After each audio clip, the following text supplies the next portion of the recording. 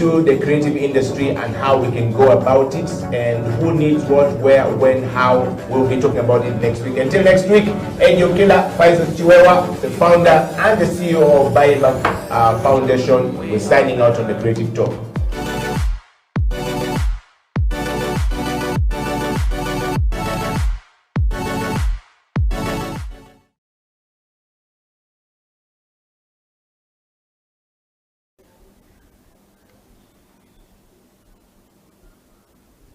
Welcome back to the program. My name is Eddie Okila and this is the Creative Industry Talk. And of course, from the central part of the region of Uganda, Muganda, small but very dangerous, and of course silent but very dangerous. We often call her Sabada, silent but very dangerous. Ladies and gentlemen, welcoming Patricia Kyle to the Creative Industry Talk. Welcome to the show. Thank you. Abato Pio says you keep your corona there, I keep mine here so that we don't mix. I can put back my mask. No mask on the show because then you're going to reinfect your lungs more and more while you talk. Really? Yes. Okay. Yes. Now you guys. Yeah. One minute. We'll be looking away. Yes. And of course, we are going to look into Stella Tal all the way in France. Stella, how are you doing?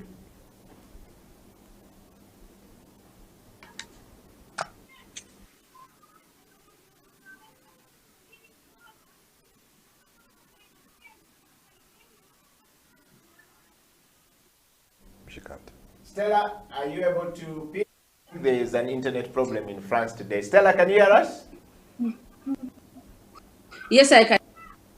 All right. So Stella, I want to take you straight to the question I asked about Pio. Growing up as a creative person, who is Stella Atal? And of course, as a local, creative mind, fashion designer, visual artist, yes. Can you tell us who is Stella? Like you've heard from Abato Pio, that journey of, coming out of the university and then he feels like the technology is edging him out. New people are coming, but he's fit and he's ready to go on. The young people are energetic enough. Opio is still energetic. How about Stella Tal? Stella Tao, like I always say, she's a fashion designer and a visual artist. I may not say so much about my growing up because there is a lot that I've faced as a creative after I grew up than I faced when I was growing up. When I was growing up, everything depended on what my parents wanted me to be like. But then when I grew up, I saw that what my parents wanted me to be like, it wasn't what I was supposed to be. So you have to pave your way towards what you want to be.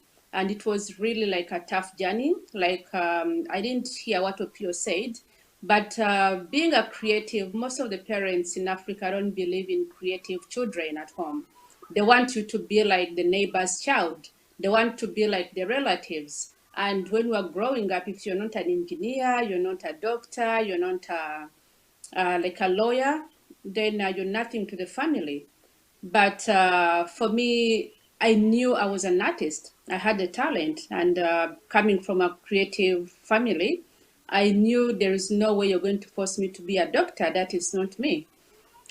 So when we got into the industry, actually, I started when I was still in school. I don't know if Opio remembers, I used to work for Cassava Republic. That time I was still in high school. And I worked with Peter Tim for many years. He really nurtured me. He encouraged me. Then from there, I went to Nairobi. I did graphic designing, majoring in printing and packaging. That was a time of us using floppies. If you tell, and the new generation right now, graphic designing we did was about the floppy drives, and then they force you to do like editing, Photoshop using like those apps that were really, really complicated. But I may say that that really shaped me, and that was for us more of the organic training that we went through, which is not actually available right now. And I have to say, like, I'm privileged to have gone through that because I can talk much about the origin of the creativity that we are practicing right now. And then when we were starting like professionally in Uganda, that was the time when all the technology was coming up, phones were being introduced. We didn't even know how to use the phones. Emails, we didn't even know what emails. We had to go to, I remember there was a cyber cafe on a Radio 1. And then there was another one, I think it's still there, near Christ the King. And you go there, they have to teach you how to create like an email address, how to use it. And then once in a while, of course, the Western world was already into the system. So they send you emails, and sometimes you take like a whole month without even opening your emails. And slowly we got into that system, and we had friends who had gone into like corporate companies like banking, communications, and they really helped us to come out because we worked as a team. If Opio was a curator, he made sure that he markets my artwork. If maybe someone else was into communication, like television, they made sure that they put on my clothes when they're anchoring the news. Then the journalists, the writers from all like medias, the newspapers, they made sure like every week they looked for talent to put in their features. And that really helped us to come up. Knowing that we were creative, yes, but then without the support of these people, we wouldn't have made it to where we are right now. And for me personally, the way I really made it, I took advantage of my clients around me. Because yes, I was a great designer, I was a great artist, but then I didn't know the market part, the business part of what I was doing. But then within my circles, I had clients who worked with the banks, and I used to go to them and ask them, how is banking? How does the banking work? What is it? Why is it important in the creative sector? Then I have people from the marketing, the auditors, the accountants. I would go and seek knowledge from them. That is how I've managed to be who I am right now. But the challenge is we are outdated, I think, like what Pio said. If we don't venture into some other creatives, then we cannot compete with a new generation because it is so aggressive. There is access to everything technology-wise, and for us coming from the other Asian background, it's really hard to compete. For me personally, today I have to declare that I gave up working for my brand, that is at Stella, producing clothes and showcasing. Now I'm using my brand to transfer the knowledge that I've gotten all the years I've been working, to transfer that knowledge to the new generation and make sure that they succeed through their businesses like I have done. For that, a very elaborate, background of how you ended up in creative industry. I think Albert Opio was laughing when you talked about parts of the downtown Kampala, Radio 1 around there, teaching you how to type and do things. But first, we need to welcome Patricia Kyle to the show. How are you doing? I'm okay. Are you keeping well from the trouble of this world? Yes, I am. Yes. And how is Kyle Insights? Kyle Insights is very okay. We are pushing on, flooding with questions. People want to understand how they can now come on the digital platforms, how to use them offline and online, which is interesting. We've been preaching this gospel for years. Finally, to some extent, we have to thank COVID in a way that has opened people's eyes to see that these platforms actually make sense. Recently, I met someone I had pitched to when I just started, that is 8 years ago. And I walked in and a guy looked at me and said, this is not going to work. There's no way we're going to start making money off phones. There's no way we're going to use phones as advertising grounds. Young lady, you need to find a real good job. Yeah, today, like what, 6 months ago, yes. He sent me an email and it's like, oh, I got your name and you're supposed to please come and help me. So I walked into the office and the guy looks at me and like, wait, It is you. it is you. And I'm like, yeah, I Yes, got a yes, real yes, job. yes. It is still the real job. Yeah. Yeah. Wow, Albert Opio. If you dive and pick it up from there, you've heard what Stella has said, and now this that has come from Patricia. What does that sort of like give you a picture of where we are going from where you are, and how do you feel having been there when it was looking like it was never going to be real at all? Stella has taken us back. So since she has taken us back, Yes. Let's start the story. I want to from there. remember. Yes. I called Stella once because a client of ours, Big Fair, wanted to push their cotton fabrics. And we were like, okay, we need to design fabrics out of the cotton, that the fabrics, clothes out of the fabric, and we need a fashion designer. Yeah. We have models, yes, but who is going to bring this to life? Yeah. That's how I met Stella. Yes. Then I was looking for models, and there was a young girl Yes. running around the place. Yes. It was her. Yes. I'm old, just to say that. Yes. But what I'm saying is that the journey has been long. Yeah. I remember the floppy disks. You could save a file on, say, 4 floppies. And a floppy was what, 1.4 MB? Yeah. Yes. But you couldn't go beyond 1.3, Yes. or the floppy would crash. Yes.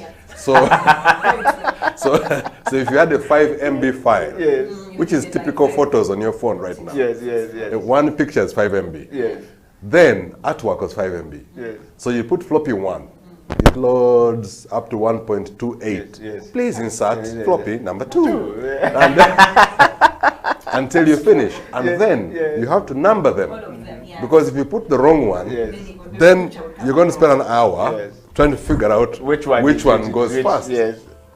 It I was remember stress. my first job when I was sent with that thing, and the artwork that came out didn't turn out well. My God, I was almost fired, even killed. Yes.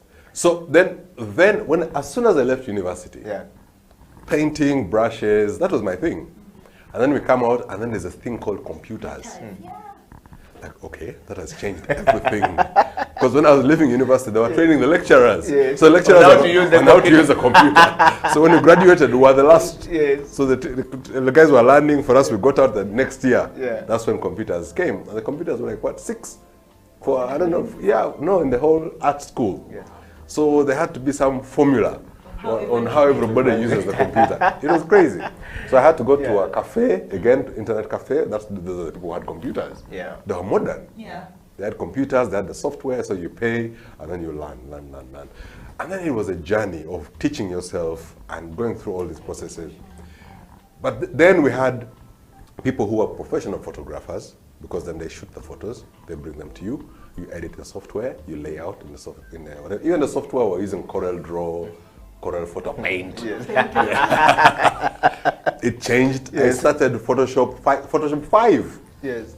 5, 6, 7, 8, 9, So you never went from 1 10. up to, yes. Then from 10 we went to Creative Suite. Yes. 1, 2, 3, 4, 5, 6, 7. Then now we're going to CC. Yes. So we were from the Old school. old school. Old school, You could yeah. save a file and it doesn't open because your software either is It's too not old new, yeah. or it's too new. Thank you. So my old school self up to now, when I design something, I design it for software two generations below. Yeah. Because I do not know who on NASA Road or which printer, how updated their software is. And that's where I beat the young people. Wow, that's how. Because when I send a file to the printer, Yeah. rarely Yeah. will I get a phone call. Wow. That it cannot open, it cannot do this. And the young people right now have all the tools, they're extremely creative, and there are some things where if I, take photography today. Yeah. Then, we had a guy called Gibbons, Mzungu guy. Yeah. Would want to take a shoot, Uganda Telecom wants to do a shoot, a thematic campaign. Then the guy's like, when do you want this? When was July? August I'll be on holiday with my family. That'll be 3 weeks. Then after that, maybe we'll do August, September. About 4 weeks, sir. So yeah, September I'll be available. You moved your campaign Campaign. and you search, you find other things to do. Until As you wait for September. the photographer to come from holiday with his family. Yeah. You get? Yeah. Today, you go to Shutterstock, you go to freepik.com, you go to 123RF, Yes. you go to Cobis, which was bought by... You pick your phone. Yes. You just pick your phone. You can do that, Pick your yes, phone, but yes. you see, Yeah. professional quality photographs Yeah. are now $10, Yeah. $15, $100. And I pay now, it starts downloading now. So meaning, I can come up with an entire campaign in one night. I go home and sit down, my internet is on. Let me tell you about 2006. Oh. I had to go with my floppy Yes. to a cafe to look for images, put them on the floppy, run back to the office because we didn't have internet, Yes. put it in there and try and use them. They're not working. Then you go back. Go back to the cafe, get more photos, and these are low resolution, like 150 KB Yes. Yes. photos. And then Photoshop would Stretch it. Then it has to find the other things, then you blur it, such that then you create some artistic thing to it. Yes, No, to it was make it artistic. look like this. It's It too wasn't. artistic, It was, yes. it was intentional. Yes. You're dealing with low resolution photos. Yes, yes. Then with the flop, now when Uganda Telecom gave us something called Freenet. Yes, yes. So you disconnected the landline, And then you put then put then it in put the the dial, computer, yes, yes. then actually clicked dial. Dial. Yeah, yeah. Then you krrng, Yes. until it could dial for a minute. I'm like, Yes. today it has jumped. Yes. Unplug, plug it again. again. Bring maybe your computer. You bring yours. It tries yours. Then it tries. Then it connects. And like, it has connected on Yes, Eddie's yes, computer. it has. Now you start queuing. Who wants to check his mail? Who wa- What I'm saying is that Yes, yes. where we're coming from, Yes. it was really so hard Yes. to be in our business. Yes. Today, with my phone, I can go to Canva. Yeah. I can go to Crello. Yeah. They have templates already. They'll tell you, you want to put it on Facebook? Which part of Facebook? Do you want the cover? Do you the want font, this? this, Yeah, yes, It's already there. You just, Yes. I want this one. Yes. You got it, which on Twitter? You want Twitter? Twitter, Yes, Twitter, Twitter, Twitter. As you just pick one. Instagram. Yes. Do you have your own images or we give you? We give you an image. Do you have fonts? Yes. But we also have ours. font. So you basically, Color correction. now, Yes. the people, I was talking about this, I don't know when, that I'm getting out of this business. Okay, not getting out, but Yeah. technology is pushing It's throwing me out. out. Unless I learn. So what the industry is going into now, especially with challenges like COVID, is that many businesses are going online. People no longer have shops. People are going, have selling children's clothes online. Jumia has actually forced people to think that way. Everybody's putting their things on Jumia. It's becoming like Amazon. Yes. Yeah. Because whatever you have, you just put it online and this thing, Somebody Amazon thinks. of Africa. Jumia, right? Yeah. So things are being disrupted. Now you order for food from Mama Nakas and it comes on self-border. Before you had to actually go to Seven Mama Chais. Kachala. Seven Chais in No, one forget that. That Look was for near. parking. No. Do you remember Mama Kachala down in Katwe? Yes. Where you'd go and there would be a section of corporate guys and a section of low-end guys and a section of So what- mid- they go to the- to in the the corner. corner there. Yes, tulao linda ko katolusebo tuchasavinga bana bani okweno side. So things have Yes. really changed. Yeah. If you look at chefs, there's a guy called Balamaga Rogers. Yes. He's a lawyer, Yeah. but he likes cooking. And he posts it on social media. Before, a guy like that one who was passionate about cooking Yes. had to open a restaurant. Thank you. Meaning, it's a whole new business. He has to pay rent, hire people. He was going to collapse. But I now, wanted to hold it there. cook the food, Yes. upload. I want to hold you there, Albert. In fact, this discussion today is very interesting because we want to know the UG creative sector, the challenges and opportunity. You've talked about the challenges and the opportunities. Locally here, are we taking advantage of the opportunities available? No. It will take, first of all, the young people, the uptake of technology and changes is high. But somebody has to hold their hand, somebody has to show them. That's where Kahil and her insights, just to give these young people insights on the trends and where things are going. Yes. We older people who have the old school way of doing things Yeah. have to be willing to learn. And if, because of it's now online, meaning I can do work for everyone.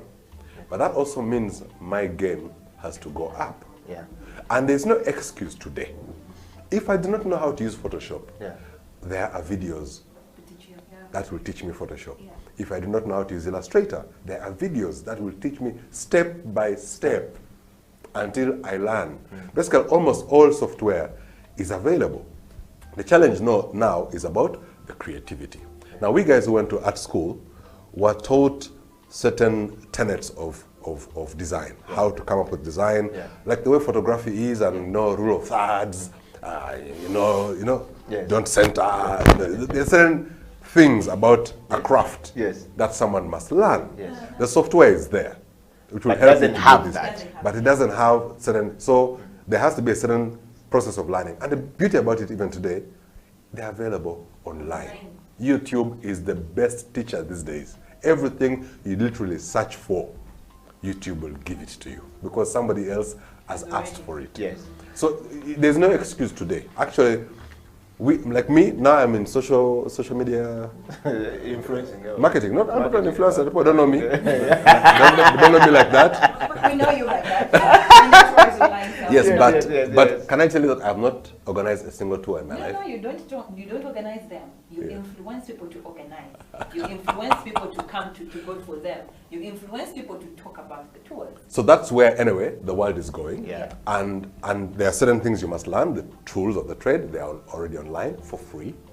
And then online is the way to go. And there's a guy who he's all over my YouTube feed. Who is that guy? He keeps he's always advertising, some guy from the US. I didn't go to Oh, school. yes. I didn't go to school. But I learned Now I learned things online. I'm now a millionaire, but buy my thing. I'm a millionaire, but buy my thing. But he says some nice things. He says, 5 years ago, he told everybody social media marketing. I told you, those who listened made money, those who did not. Anyway, if you didn't listen, that was you. He said, now the new thing is buying things online. What's it called? E-commerce. E-commerce, yes.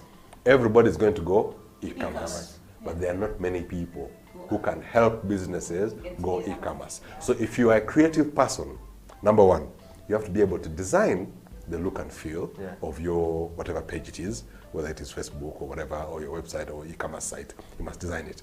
You must be able to upload things on your site, remove, upload. That means you must learn some tech. Yes. Yeah. So Photoshop is not enough. Yes. Illustrator is not enough. Yes. So you must be able to learn how to upload things. Yes. Yes. Then you must be able to promote your website. That means you have to do Some marketing. online, Yes. AdWords, AdSense. You have to know? be ready to do PR because you need to also. Exactly. Yes. So the creative person, even for music, even for video, Yes. if you do your video and you upload it and you look at it every day yourself and like, oh, I'm a good guy. Nice. Look at this guy. I'm good. What are you going to do? You're going to die. Now, people are being paid for the number of views that are available online. Yeah. I follow a football guy, a Manchester United guy. He started with when I joined, he had about 150,000 followers. But he really needed to get to 500,000.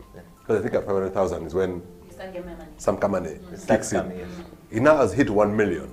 I think he's not looking back anymore. Yeah, of course. He's hit 1 million, and I get annoyed for the number of ads that are running On that his, on that channel. That's how he makes money. Yeah. So, what is he? He's just a guy who likes Manchester United. And he just talks, hello guys, Manchester United, we're going to buy this player, oh, it's Solskjaer. No skill whatsoever, but there is YouTube, there is content, there is everything. So he has picked Manchester United as a topic, and he's twice every day, and now he has 1 million views. That guy now is influential. He has become a media personality. Things have changed. So we older people have to learn the new tricks of the trade. I have to enroll to Cahill Insights. Maybe there are things I'm doing wrong. Yes. I'm doing by guesswork. Yes. You know, I need to go to her and say, show me. Yes. Because I am here, but am I okay? Or am I? Not doing okay. Yeah. So she can, because these are now new tools of the trade, which I must learn. Wow. So that's where we're in a learning phase. And COVID has made learning necessary now, not yesterday. We must all learn today, or we shall die. We perish tomorrow. Patricia, I want to dive to you. Patrick, You've heard what Opio has just been saying and what Stella Tal was saying. You come from a slightly younger generation. Let's not get things twisted. And of course, you have an older brain, which means you started at a certain age. Yeah. But age-wise, you were slightly younger, and we will dive to Stella a little bit after that. But the question I have for you, Patricia, is what opportunities exist for the industry called creativity or creative sector of Uganda? By creative sector, I want to make sure that we break this down to so many people so that people understand. Yes. What we are calling the UG creative industry subsectors, I'm actually looking at, there are various definitions of this sector. Various definitions. However, creative industry includes, one, advertising. Yes. Opio has already talked about the architect or the architecture. Yeah. Yes, the architect is the one who does the stuff. Then the architect is the one who does the stuff. The architecture is the one who is the actual learning of the work, not so? Yes, yes, yes. Yes, because people often confuse that. Crafts, which Opio has talked about, art and craft. Designed and designer fashion, which is Stella Tal. We're going to dive to Stella on that one. And there is digital and entertainment media, which is where we are, getting some of these things and putting it out. When Opio has done something, there's video that needed somehow, there's audio that needed somewhere that needs to get there. And film, video, and photography, publishing of that work. If you have a book, you publish it, you need a designer for it, you need a writer for it. And then the software and electronic publishing is also there. You go to television and radio, which is also here, where we're seated right now. And lastly, you have music and visual and performing arts. Now, Faizo Chiwewa is going to tackle that in a minute. But Patricia, I want to know if there are any opportunities that exist amid this COVID-19 situation we're in. It looks like the local industry is crying of help, help, help, but do we know where we want to go, or where we want to go? Do we have what it takes to get there? Like Abata said, that if we don't land, then the learning will find us and finish us. Are there opportunities, in short? There are very many opportunities online. Very many. I've been online since I was 12 years old. You know this already. And going through that system. 12 years old. Did your father own the internet itself? Dial-up situations. Like, yeah, we have suffered with that one. But I grew up in this, the whole online sector, growing through it and knowing how it evolved and came up with different platforms and understanding how they work, the connections that they have. The opportunities have been actually available ever since then, just because now they are just widened and broadcasted further and growing because of the different platforms that have come through. The artists in Uganda right now, I don't even know why they are crying. Is it because they don't know that the platforms are there to help them? Because I remember during lockdown, Elijah Chitaka came up with a way of how to watch a show. Yes, it was working very well. God forbid the government decided to do things to the internet, but that was a nice step forward to get into using the platforms. Buy a ticket online, get your seat, watch in your house, buy your internet. Like the discounted, we used to pay 50K for a concert. Now you're just paying 10K. The other rest of the finances, buy your internet, buy your popcorn, your beer, whatever you needed to watch, and sit in your house and watch that show. That is another nice way. The other way is uploading music. You're not making sales? Really? We are all online, Storify, iTunes, Apple Music. There are very many platforms that are holding our music. Why is Ugandan music not on those platforms? Why aren't we actually selling our music on there? I will give an example. Recently, a client walked to my place and said, Kahil, you've been online for a long time. I have this music. Please find a platform. And it was easy. I did that thing in 2 days. We were done. The music was up. They are buying her music in Nigeria. Ugandans are not even buying it, but Nigeria. You see, now, here, Ugandans are not picking into those kind of opportunities. How do you market yourself? What are you speaking online? What's the problem of coming up with a mic and just sitting in your house? This is what TikTok is doing. And very many artists are coming out of TikTok. They just get in online, bring your phone, get their screen light, and start singing. And then the cartoon gets popular on TikTok. And then everyone now wants that song. That is what is happening. Where are our Ugandan artists? I have not seen any. I am on TikTok. I don't see any of those music coming through. So the opportunities are very many. The question is, are you creative enough to get with the revolution? That's a question we want Albert Opio to talk about at some point. But let's dive to Stella Tal. Stella Tal in Paris. We want to know from you, Stella, financing of some of the things we're talking about. You've heard what Opio was saying, you've heard what Patricia is saying, but we want to know how you left the streets of Kampala to the streets of Paris, where you now sit, and how you change away from, she said she's no longer doing her own. She's not imparting. Yes, she's teaching kids. She teaches kids, yeah, exactly, and she's already forgotten about her brand. Which means there must have been something that has happened in the process for her to forget her brand, because otherwise survival would have been difficult for her and her family. Stella, that question goes to the Legal and Intellectual Property Corporation. We're going to get back to it, and we're going to get back to Opio on that one. But Stella, how are you selling your fashion and your fashion house? How is it doing? How are you selling? Are you selling things online? Where can I find? Can I order? Or it's not? If I need a child to teach me or to teach my son in Kampala from Paris, what do I do? How do I go about it? Actually, for me to change from taking time promoting my brand to where I am now, it's been like COVID that has made me realize the other part of me, which is training.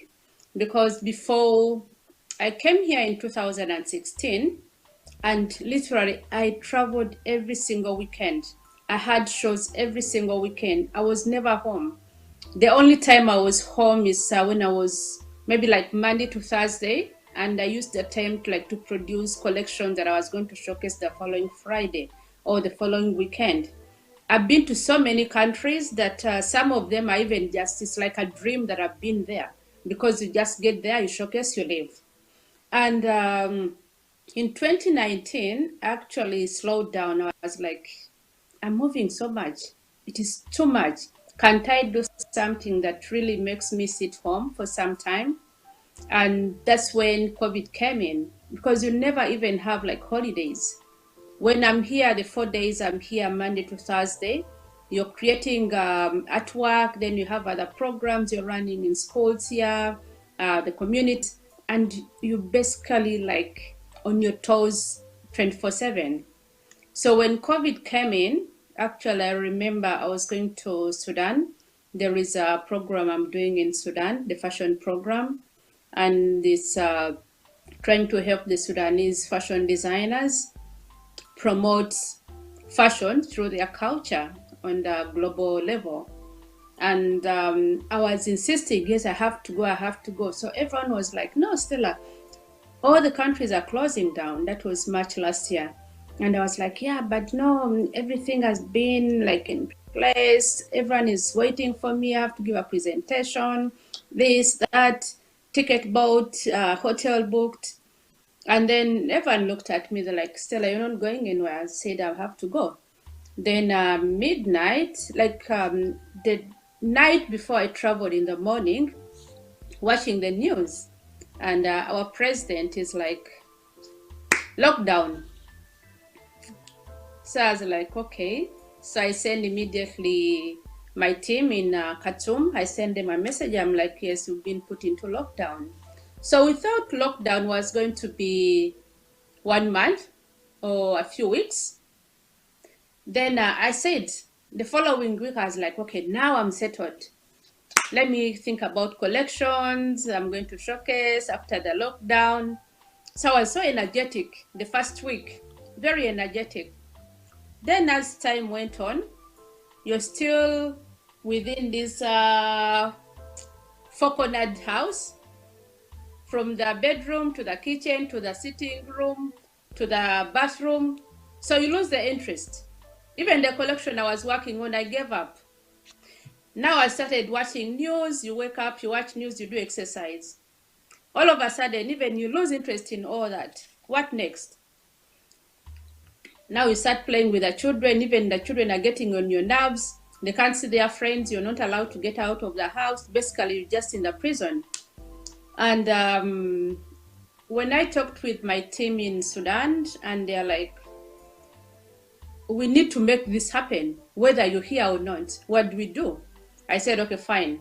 From the curriculum we had come up with, because I was supposed to do it like in Khartoum, like physically. But then we said, okay, what can we do? I said, okay, you know what? Let me come up with a program and let's do part of it online as we wait for COVID to settle down and I can come. Then while I was doing that, then there came a situation where people ran out of masks. You know, the frontline workers didn't have masks. So now the government was looking for designers in France to help out with making masks. So they gave like tenders to designers to make masks. It wasn't for free, of course. They gave us they gave us money, but then you could also volunteer because we relied France. You may call it like a fashion capital, but then we relied on the importation of such small things that are so essential. At one point, there was no single mask in the hospital. So all the designers, they sacrificed to make masks they could give out for free to the frontline workers. I remember Louis Vuitton, there was Hermes. They volunteered because they make really good perfumes. So they volunteered to make sanitizers out of their perfume products to give them out because we couldn't afford. There was not that we couldn't afford, but we relied on the importation of such products from China.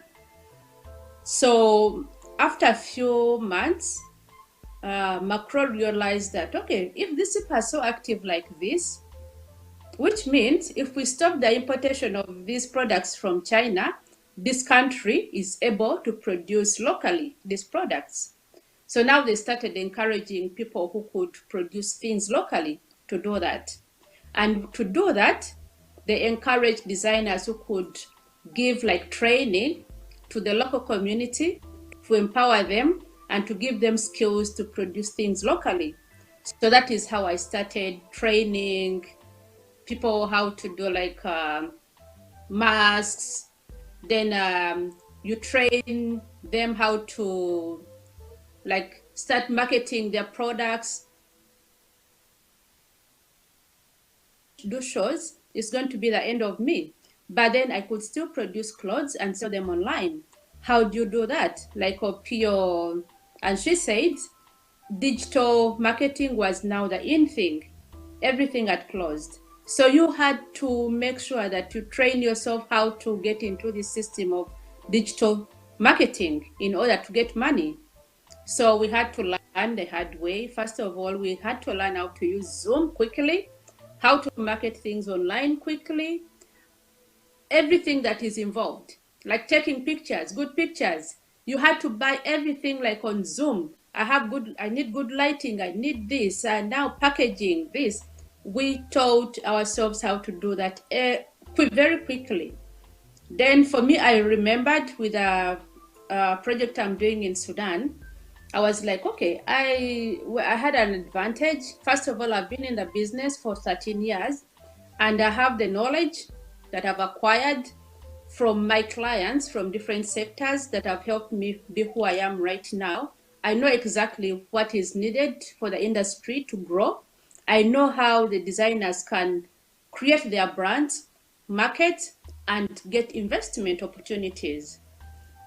So I came up with modules that can help designers start their brands, market them, and take them onto the global market, but also train them in the financially, like economic, not economic, but how do I say? It's a financial training where you make sure before for funding, they ask for funding, they have to make sure that the money they are going to get is going to do ABCD. And when I do ABCD, this is how I'm going to pay back. And you have to make sure that you pay back. And we have many platforms that are helping out with that. There are many platforms that have come out to help fashion designers. We have Fashionomics, which is based in Abidjan. It's under the Africa Development Bank, and it is giving funding for fashion designers, but you must know how you're going to use the money. So they give you training in financial, financial courses, enabled for you to manage your funding and be able to pay back the money. Then we have Equity Bank in Kenya under HIVA, which is also helping out. And then we have, of course, the Goody Center, Alliance Francaise, we have the EU, we have the Unique, and these are all platforms. And during COVID, they've really, really helped fashion designers be productive and find for them avenues where they can sell their artworks online when they are seated at home. Much, Stella. Wow, what a journey right there. You had to learn all of these things. So basically you had an undergrad and a postgraduate diploma, and then you went to masters and you got a PhD immediately. By the time COVID was done, she had everything. First of all, she had a PhD in managing children, because she said at some point we were getting into her nerves, and so and then the space inside the house was very short, became too short. She said, "Call it what? Crocodile area." Well, this is the Creative Industry Talk. We're going to take a break, and when we come back, Albert Opio, Stella Tal in France, and Patricia Cahill right here in Kampala. And hopefully we'll be able to touch base with Faizo Chiwewa, who is on a connecting flight, to be able to talk about some of the opportunity as far as the coordination and collaborations are concerned. How do you do it? Faizo is the founder and artistic director of Bayimba International Foundation, that completely sprung out of Uganda to the rest of the world and is doing an amazing stuff. Lunkulu is a place to be if you're in Uganda. Surprisingly, there are many white people and many people flying from all over the place to go to Lunkulu to shoot their film. Ugandans don't even know that. We'll be right back after the break.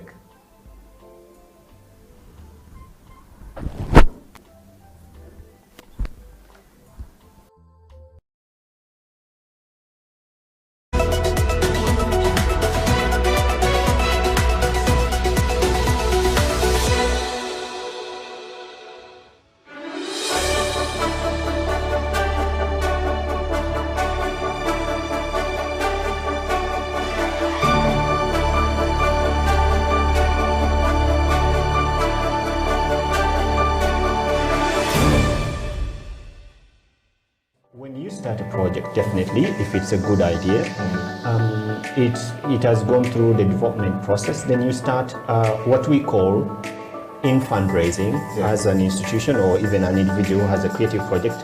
There is what they call fundraising, and that is if it's a public good, it's a common activity. If it's a business, that's a different thing. So when you're doing a business, creative business project, you're not asking for funding, you're asking for investment. People just get turned off by just being asked. You know, you just come and say, "Why did you give me money?" I'm like, "Who are you?" You know, why should I give you? Why should I? What is it? How do I get them to know that I exist? You're not asking yet, but you're just trying to check to test the waters and see how whether it's possible. I've met Faizo. I know Eddie. I can. We've had a conversation. I trust what he's going to do. Yeah. So that trust is built within that asking. Honestly, the money is there. There's a lot of money, and those who know how to find it, they always find it. But then you find others saying, "Oh, that one is taking our money." Yet you did make an effort to find it. We have sleepless nights. I wake up at 2 a.m. to write applications, proposals. I try to balance my office daytime and my fundraising time and all the other things. So you really have to make an effort. The US has just put out a call.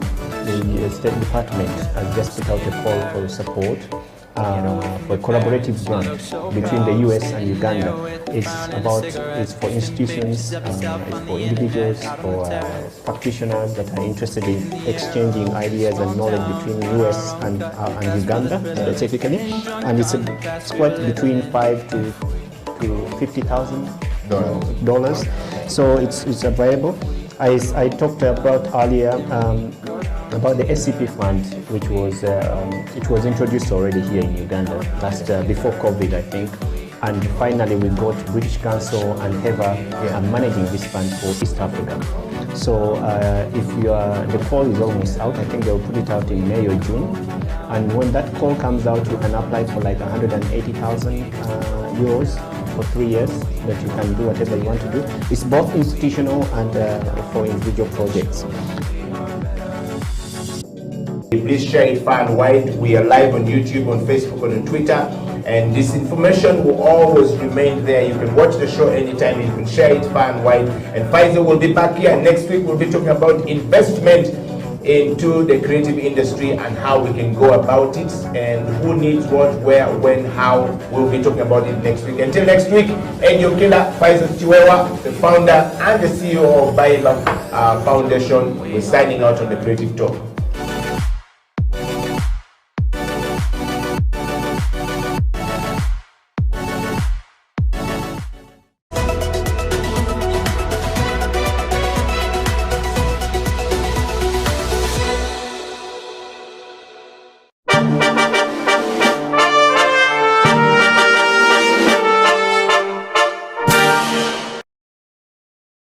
An army of sheep led by a lion will beat an army of lions led by a sheep. That's a fair. Yes. So let's be very honest about this thing, and really understand that you need to understand where you lie and where you fall. So it's very important for us to understand that leadership has to be definitive. You can't be laissez-faire. It has to be definitive. You have to be strong, just like a lion. You know, when a lion meets an elephant or a buffalo or whatever, the buffalo and all these animals run away. And yet, by the way, they are stronger than the lion. They are heavier than the lion. They are more intelligent than the lion. They are taller than the lion. They run away. The lion, because of its attitude, it sees lunch. That is a leader. Mr. Tony Trump, thank you very much for coming to the CEO bench. And I want to ask you, so if you were elected the President of the Republic of Uganda today, what would be your first State of Nation address? Now, as you look into the camera and close the show. I think my first State of the Nation address would first of all to... I think I'll just close it down.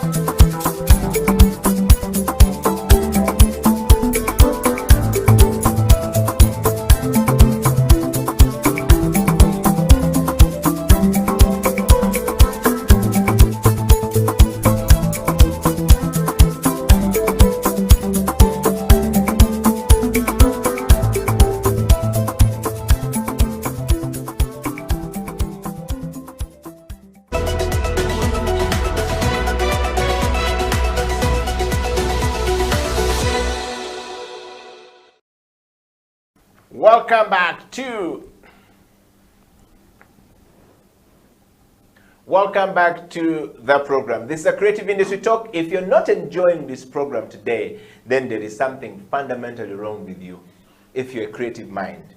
And if you're not creative around this time of the show itself, then you're probably not a creative person, because these guys have shared so much about how you can navigate the challenges, tap into the opportunities, and be able to cross the border with your product or with your creativity and sell your product.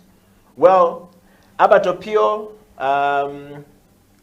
Cahill Insights. Opio said we should call you like that because we have to come for Insights itself from on how to survive We have to learn.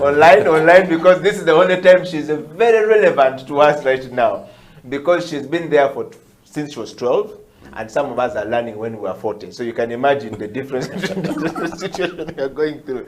Well, welcome back to the program, guys. And Stella Tal in France, thank you very much. I want to just take you guys through this.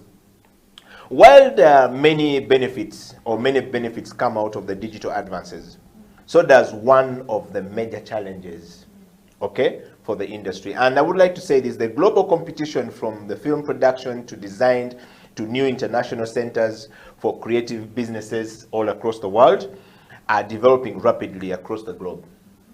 All right, and that's the fact. I mean, you've heard from Stella the story of France not being able to, they survived so much on import of this stuff from China, and COVID-19 came and hit, and then all the creative people are now at the forefront to try and make sure that we have the mask for the first-line, health workers to be able to use.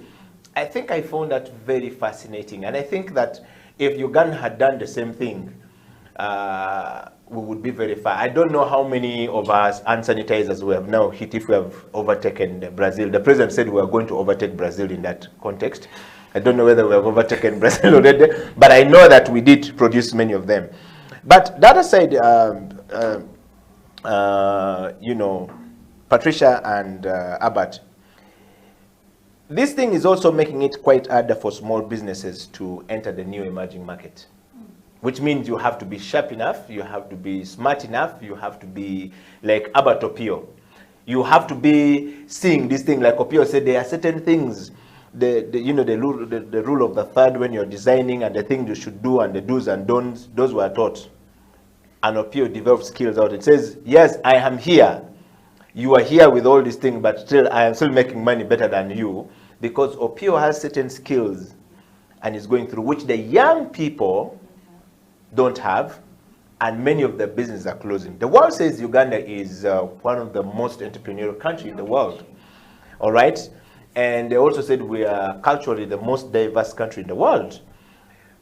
Now, ideally, we should be the richest country in the world with what we have. And Patricia, I want you to dive into that. Like the reason, Yes. actually, this is interesting for me because Yeah. I am one of the young people who is supposed to be daily in business. Because wait, our business don't last for 5 years. And now I'm here tailoring to 10 years.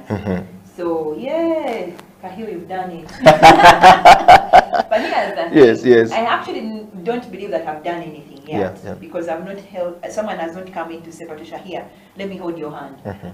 Let me show you the ropes. I'll tell you straightforward that I started Cahill Insights with my own sweat of 5K. 5K Banangi, guys. 5K. 1,000, 2,000, 3,000. Uganda shillings, please add, not Kenya shillings. Because Uganda shillings will be more. shillings Yes, of yeah. 5K. And it was to buy me data. And I wrote a blog that brought me money, 300K. That is how Cahill Insights comes in. You see? But no one came in to hold my hand to tell me how a company runs. I had to learn on the job. So you're doing the business and doing it here. I'm bringing this story because you said somewhere there that young people businesses are failing. And why are they failing? Because the adults who are the Alberts, who have been in, have not identified to say, Cahill is doing something nice. Let me walk in and offer mentorship. Adults, Munangi, you want us to run to you. But then you also look at us as young people who have no ideas. We want everything. We are so loud. We are everything. So how are we supposed to come to you to get the mentorship that we need, or the grooming that we need to have our business grow to making the money that you're asking for, to make us a rich country? And when we do come, when we decide and say, I need the help, then you're going to put all these prerequisitions on us without even understanding where we're coming from. Example, the person I went to give business earlier, and they told me my business, I need to find a job. You see?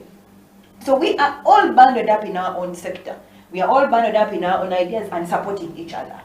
But we are supporting each other from a place that is, we do not have experience. So we are creating our experiences and solving them at the same time.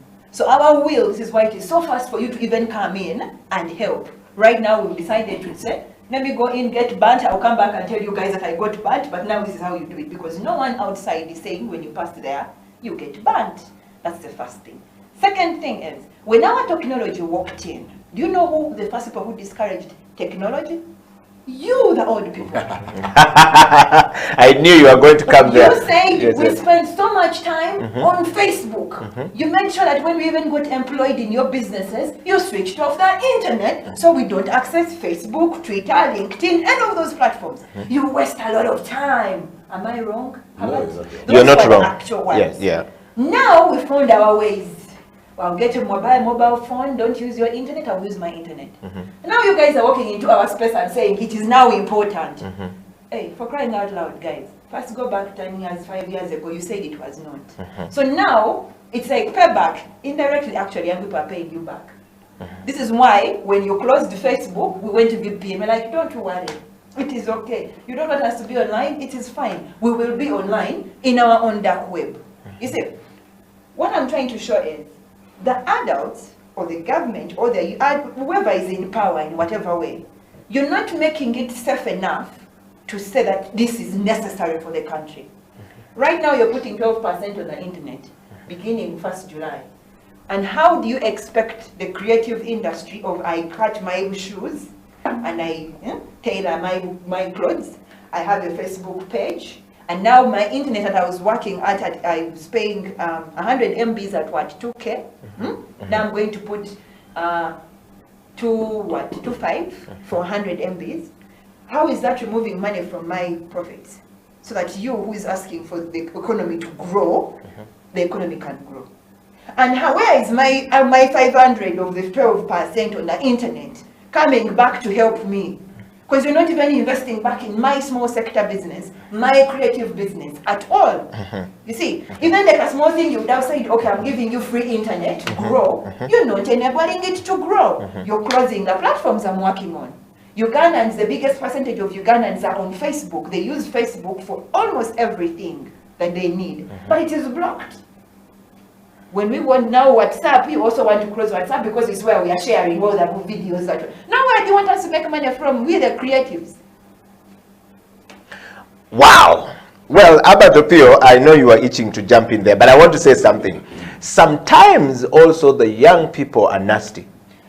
The word is, who taught us? the word is nasty. Who is the adult who taught us? You see, Who attitude. is the parent? Who is the parent? Who taught us to be nasty? Sips coffee. Please, when you're blaming, be sure that they are your children. Yes, the reason why I'm saying this is because sometimes, I know you said about mentorship that wasn't there. Actually, I was mentored. You know, and I come from a generation of the class of 1983-84. Were you mentored in the technology? Yes. Well, I was mentored. Reason being, my attitude towards my mentee was good. Before we went for a break, Albert Opio was telling us here how the young people they were mentoring before, and what he said in the break when we were off the camera when he said that when I look at the companies that I've worked for all these years, my CV can no longer get me a job because all of them have closed down. The CV that is closed down, so he has only one company under his CV, which is the company he started and is still surviving. Okay, real marketing. Yeah. Now, if our attitude towards grooming is not okay, but we want to hang out with the old people are there's going to be a clash. Yes. That's right. And when there is that clash, it means that we are not learning. And so, whereas the young people are now succeeding on the internet and you've learned all this, but you see the old is coming and clipping your wing every now and then. You say 12% is coming in July and things like that. So, when you skip a step, there's going to be that. How do we make it better? How do we navigate this challenge? In fact, I want to ask Albert Opio this question before. Albert Opio, what constitutes to the creative industry in Uganda? And basically the examples we want you to give us, and then look into what Patricia just said, which is the common challenges that we are having right now between the old and the young, and the categories of some of these things that we're talking about. How do we address them going forward as we bring the show to a close? But also, we want to touch the branding. some of these people are also talking about this thing, but personal branding is very key, and the branding in general of a product. I know we can't complete this program today. I've already seen a lot of requests saying this show cannot end today and our time is fast spent, but Abba, dive into it.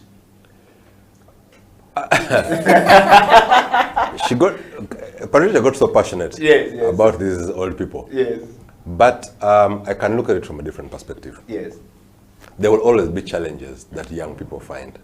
Either it's regulation or it's people who are not yet ready for the changes that are coming. But young people are dynamic. Young people are, they're just built to find a way around things. When our parents put the phone in the box and said they were very happy that no one has called, we found a way of calling. That was old people that time regulating us. But we found a way. We found a way, yes. Watching the deck, go to your parents' bedroom, remove it, make sure everything, remember where everything was, come and watch, then 4:30, guys, put it back, clean, remove fingerprints. You get what I'm saying? That there will always be challenges for young people getting into a new space. Because that time when it was a deck, parents did not understand what a deck was. Why are we wasting power? That time it was wasting power. Now we're talking about wasting data. You get it? So that time it was power, this time it is. So there will always be something which kind of hinders the young people's ability to change. But look at me, I use 1 GB of data a day. I think 300 of that is used to look for money. The other 700, I'm watching YouTube videos, I'm watching things, I'm on Nat Geo, I'm on Facebook, those videos are loading automatically. Those things are eating my data. Because I think for me at this point, I'm looking for something new. I'm looking for a spark. I think my old journey is becoming obsolete, and I'm looking for a new journey. So I'm looking for ideas. So much as I feel like I'm wasting 700 MB a day, I think that is school fees that I'm paying in terms of learning something new. So when I see people complaining about, say, being online and freezing or closing, I'm like, okay, channel 1 was you're starting your small business and you're using Facebook as a platform to market your products. If you look at the data from the government, they say pretty much 80% of the people who were online are still online.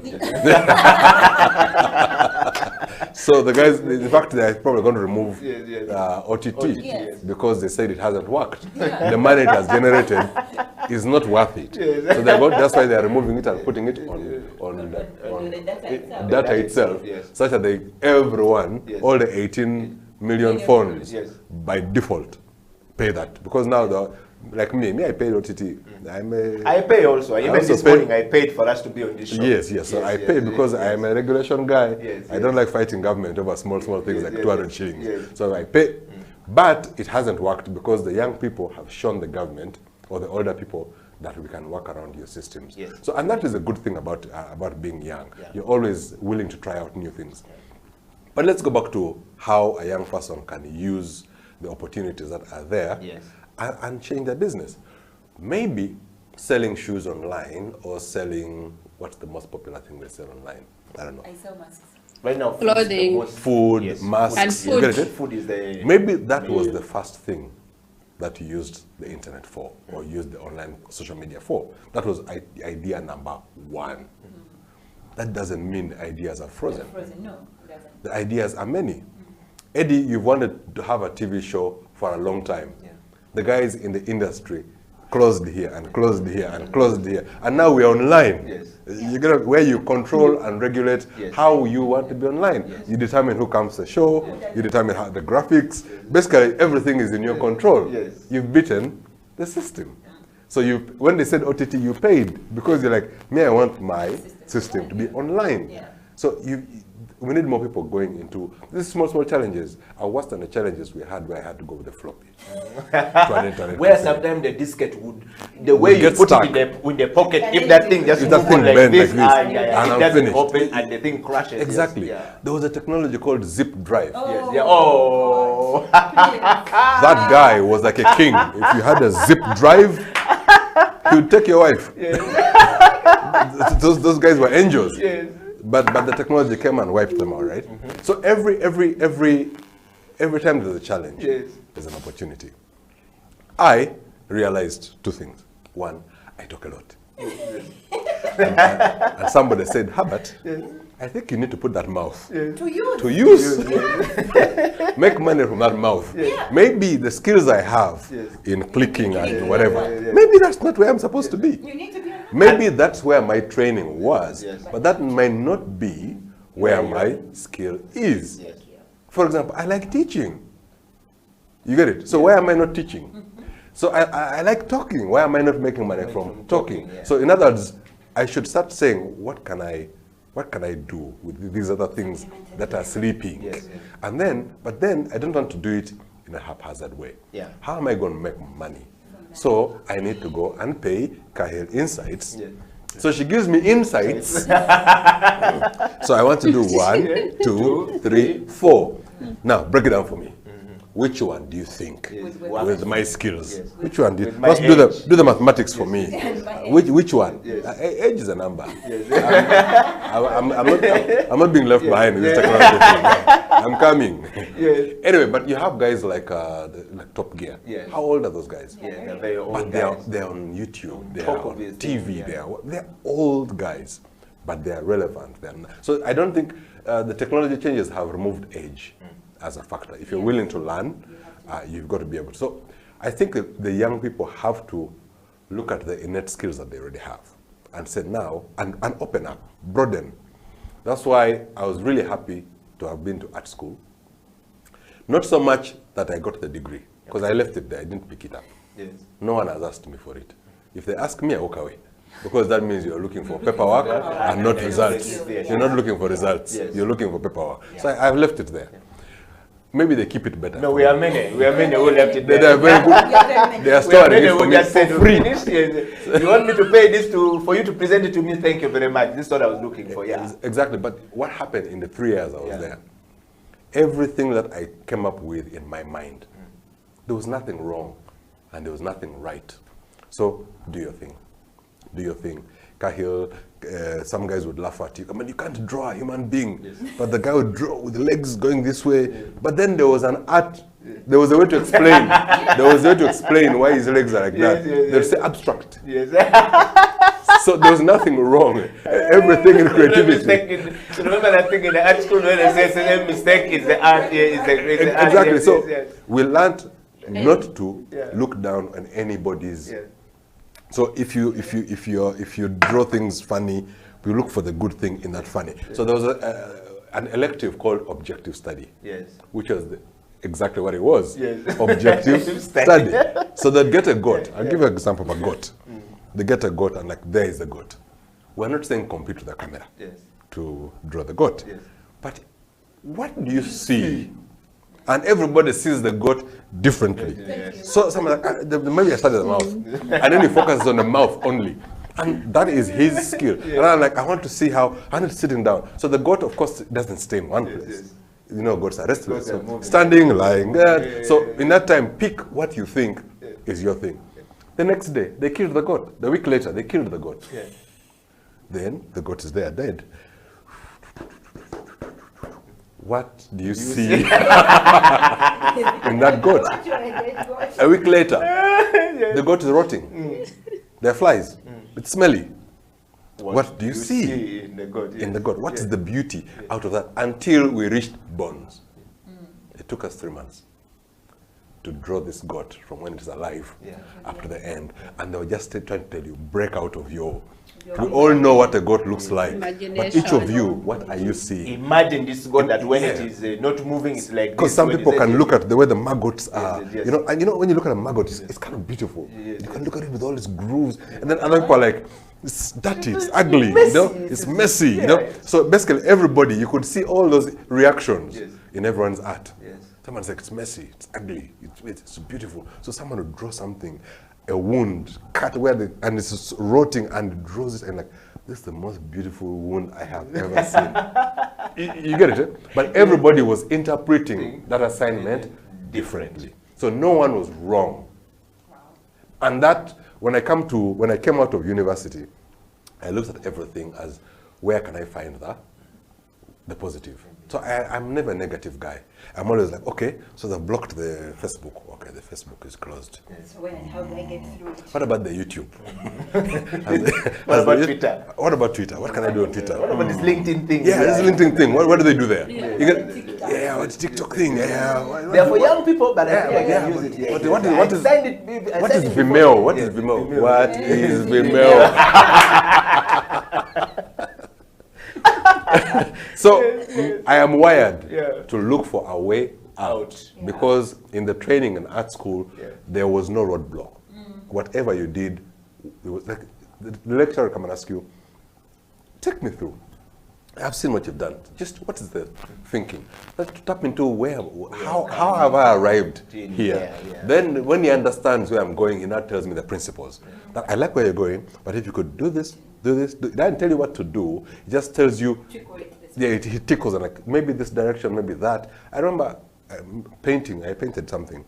I had no idea what it was. They said, go outside, pick any object and make a composition out of it, and that on those objects are where, so make a story out of all those random things you're picking from outside.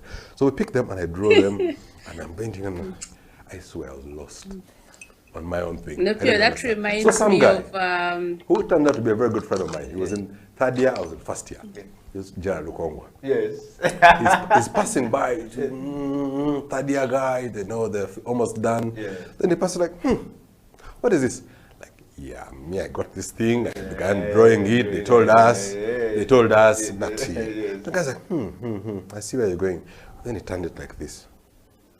Now here I see a landscape, I see this, I see that. I'm like, wait, which landscape? I was like, I see the landscape, I see the landscape. So this kind of thing looks like a person, like they're walking, they're like, wow. I said, I turned it and then I enhanced what he saw. They looked at my artwork, I'm like, the lecturer was like, who did this? Abadopio. Now you're getting the point. I'm like, what? So now I was confused because I did not know how to do another one without Gerald. I said, Gerald, come. I have another one. So you turn and I see. And then we see this and how it works. How it works. Yeah. But the key issue was and now open up your that mind. reminds Just me let of, it flow. So I can understand the challenges that the young people feel like now every space is being closed. Yeah. But I think they're narrowing their perspective too much. Yeah. And they need to open up and see the opportunities. I want to do, for example, this museum wants to go and have a YouTube channel of two things. There are two things I like very much. Yes. Eating local food, eating local food. Two, travel. Or merging the two, because everywhere you go, you must eat food. Now, like for example, I give it here for free. If I don't do it, or someone else does it, right? Yes. Can I give you a better plan? Shoot. Go TikTok. TikTok. Don't go YouTube.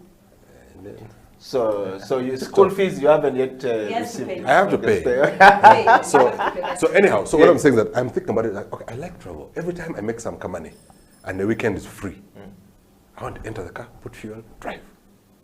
I've been doing this. I drove around Lake Victoria, drove around Uganda, drove around, as in went fishing on the lake, in Lake Albert, to fish Mokene. You know, we did all these things, but everybody asks, are you documenting what you are doing. Yes. Yeah. I was like, the okay, story. all right, okay. How do I document? Because I have Bigambo, I can type and I write. Yeah, but there's better ways of documenting. You need a video. Like now I have to learn video. And I have to learn video. Do I have friends who know video? You get what I'm saying? Yes. So now I have to collaborate. Yeah. It's now apart from about collaboration. I have to find, if I'm good at one thing, how do I mix? How do I mix? Now the training and advertising allows me to look at a project from helicopter View. and look at it and like, okay, where do I plug in the advertiser? Because usually most creative people think creatively, Yeah. but the advertiser is like, I don't see Where I can come. where, how do I help you? Yes. Help me, help me. You need help to help you. you. Yes, yes, yes. So like, Wow. this thing is watched by many people. It's like, Yes, I get it, but But what are they watching? what's Yes, in it yes, for yes. me? I see you're a very Yes, creative yes, guy, yes, yes. you're talented, Yeah. your show is beautifully done, Yes, it's yes, nice, yes, yes. but what is in it Wow. for me? And that's where now I think the training and advertising is going to come to the fore. And I think Wow. that's what I have to add. Stella Tal in France, you've had a story from Abattoir Pio. You're going to give us your last take briefly. Stella, our time is fast spent today. We'll stretch this show by 15 minutes more, and we're going to make sure that we go to Stella, come back to Patricia, and we'll close the show. Stella, if you wrap it up right there, you've heard what Albert was saying. I think that the lesson we pick from Abattoir Pio and Patricia is that, one, there is always a way out. If they close the one going to Karamoja, find a way from the Western Uganda to get to Karamoja. Whichever way. Stella, over to you. Trust me, I found my way out.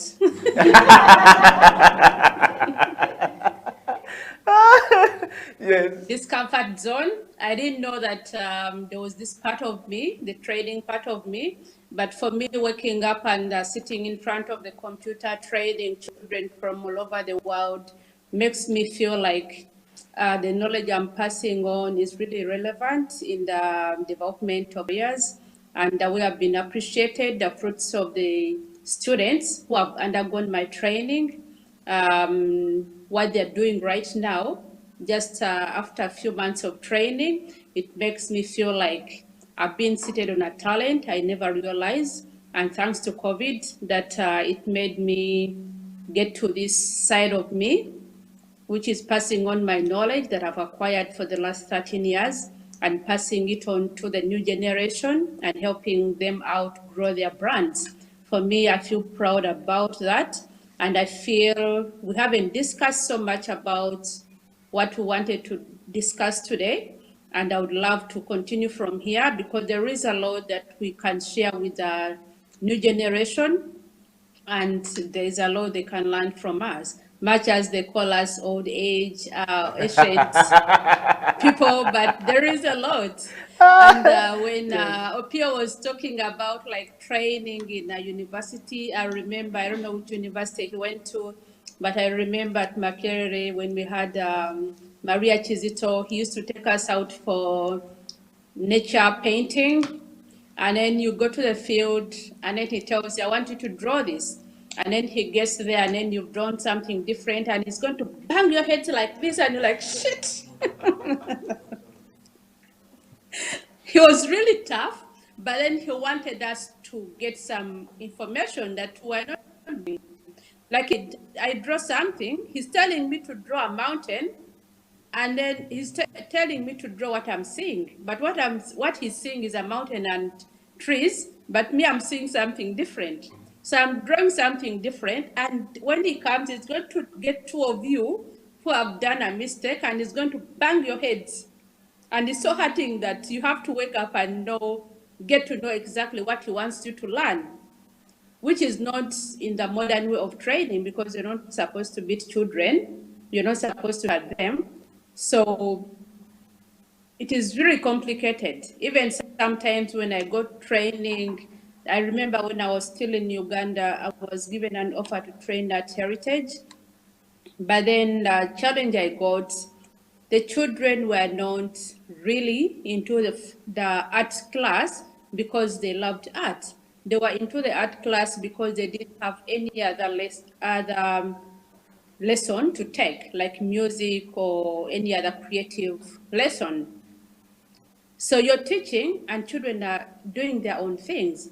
First, they thought that the teacher before me, who was an old lady, they disrespected her because of age. But when I started teaching them, I found the challenges with the children. And my class was on Friday. You give them assignments. They don't want to go with their books at home. They tell them their weekends are for playing with their families, their friends. So I told them 3 times. Then I went and told the principal, you know, you're wasting your money to pay me to do this work, and I'm wasting my time, because what I want these children to learn, they are not interested. They're in this class because they don't have an alternative choice, something else to do. So I would be grateful if I don't waste my time and you don't waste my money to pay me for no work done. Because if I teach someone and I don't see the progress, or I don't see someone succeeding in what knowledge I've given, then for me, it is not a successful story. So I gave up after 3 lessons, and I don't know if they managed to get someone, because even the people who came after me, they faced the same challenges. So I would like to continue with this conversation because it is heading to something that is interesting, not only to the creative industry, but also to the education system and also to the young children. There is a lot that we need to share. There is a lot that we need to learn from each other in order to make a creative industry develop. Stella, wow. Patricia, we are back to you. As I can see here, this show is going to have a part 2 and a part 3 because you and Albert, you're not yet done. And of course, now that we know Albert is looking for new skills or training, I would like to facilitate the process of you giving Albert Opio this lesson live on television so that his contemporaries can see him learn from you, pick insights from Kyle insights on how to document his travel and how to go on Creative Industry Talk live here. We're going to plan it up and see how it works. But over to your final. Okay. Using Herbert as Yes. Yes. One of the things that if you're coming online, you already have a product.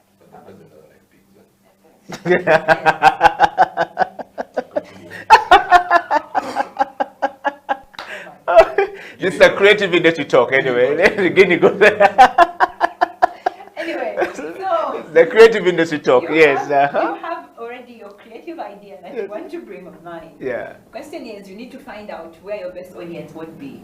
Who is your best audience and why are they your best audience? What is the best platform they are on? And what is required for you to build those platforms? The reason why I say TikTok earlier is because it is intense. It's at the moment, it's growing. You need to get into something that is riding already, that something that has been around all, that people need to search you in. You need to be someone who attracts, not someone who markets. That makes sense. Makes sense. Yeah. So TikTok is an attractive place because the algorithm there is giving everyone information as you ask for it. Like if I go in and I say Uganda, I'll get everything that Ugandans are giving without them advertising for themselves. Locationally, TikTok can kind of taps into your location and then gives you according to what you are. Let me say if you put Uganda and then put, I'll give an example on my side. My TikTok name is in Korean. I type everything there in Korean. So I get a lot of Korean content. Once in a while, they drop in the Ugandan content because then my VPN maybe came back home and gave me the line. But then again, before the VPN side, they were giving me Korean content because of the names and the things I was writing at. So you see, keywording and language also positions you in location. So that is why TikTok would be very good for your adventures and videos. And one of the other things I've noticed is if you hit 1 million people on TikTok, you start getting royalties and they pay you. Very good money. Better than YouTube. The others, they don't? The other ones give you money, but it takes long because they have they have been around for years. They have very many things. But we are going I was on TikTok and then I jumped up because I thought I was old and young people there. So we're going back. So I don't have to cut off this. Yes. No. Yeah. There are older guys there. There's a young, there's 70, 80 years old. Yes. and he's in fashion for other people. Okay. He just comes in, gives the dressing, the walk, and how people should. Mothers Union. No. Yes. He's a man. Yeah. Puts on nice Okay, suits, Fathers how Union. How old men should look and and it is working. And that's his thing. And Yes, that's his his thing. niche. That's That is niche, his yes. And he's making good money. There's another older woman who just comes in and teaches us how to do baskets. Like baskets, really make your own basket at home. And it's making good money. Yeah. But the reason why TikTok is because it's a new thing. Yeah. It's growing. So you need to get into something that is new to make sure that you grow with it. When you go to YouTube, YouTube should be like your storage. I'll call it storage. Just in case I need to give it a longer, because TikTok gives you between 5 to around 6 minutes. Of the 6 minutes. Yeah. YouTube you can do an hour, so it can be your storage place for audio, and then just send people to, oh man, my YouTube. So you, after 1 hour, you keep clicking snippets. Yes. Thank you. Same thing with Instagram, but then Instagram has too much, we already calculate it. And They're still working. Bourgeois. Yeah, they're still working on the numbers. They're going to open up. This thing is about them going to open. You see, whoever knew that LinkedIn was going to start asking people for premium? Thank you. You know, Yeah. it was so professional until some of us walked in there and broke this whole thing of that. I need to be a white collar guy and just talk about my CVs and then this. I broke the record of LinkedIn. I have 25 top searches for top executive hiring for Killer. I don't need a job from the LinkedIn. So I don't need it, but you can't break that. Yes. That's what we're saying. So I get a lot of people requesting me to apply for a job, but I've been out of my job since 2006. I don't think I can ever go back to this job again because I want to think. But anyway, so yes, they're going to break that. You get into a system Yeah. that is new. Going back to my young age, 12 years old, we used to just hop from one platform to another one, tagged, high five, Yes. until we found Facebook to be stable enough to stay on. You remember i5, guys? I looked at high five. That's why we started here. Do you remember tag? Maybe high Tag, seven. yeah. Maybe high seven. Yeah, Who's high five? Yes. no, the era before Facebook was i5 yes. So when Facebook came, I was like, Yes. I refused all the others. Where is this one? Am I going to be left behind? So I opened Facebook, then I was there alone. Yes. Hello.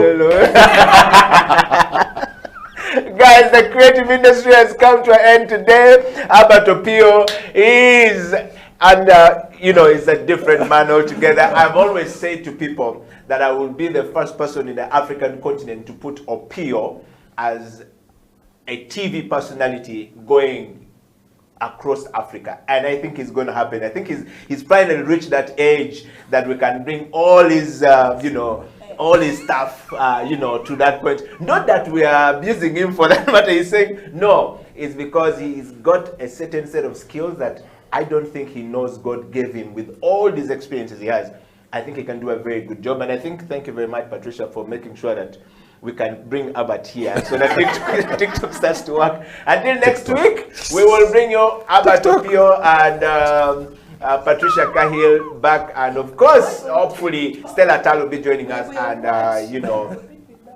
one called Faizo Chiwewa. Guys, time is up for the show. We are done. We're saying bye-bye, everybody. Until next week.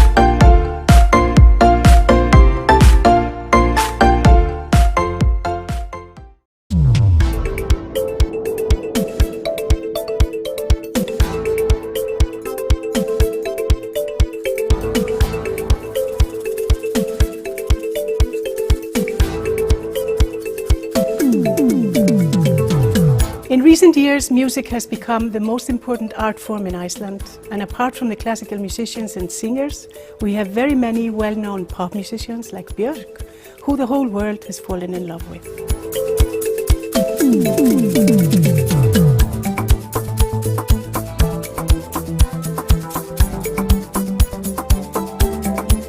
my calling was folk music. I've been a folk artist, and that is what I'm still doing. I started by being an apprentice of the late Dr. Albert Sempeke.